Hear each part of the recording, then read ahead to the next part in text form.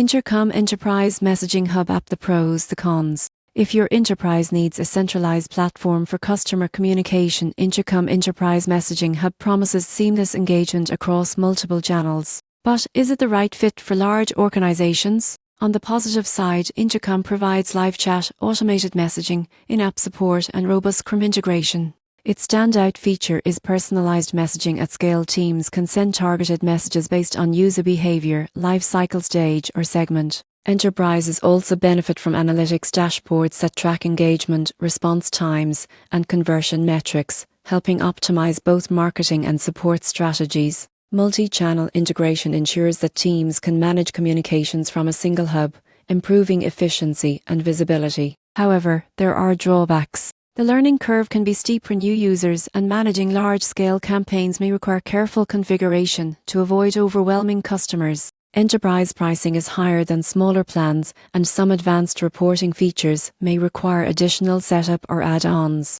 Automation helps, but it still needs human oversight for nuanced customer interactions. Most people get this wrong. They assume messaging automation alone drives engagement. The surprising truth is that Intercom's real strength is combining automation with human expertise, ensuring messages are timely, relevant, and contextually appropriate.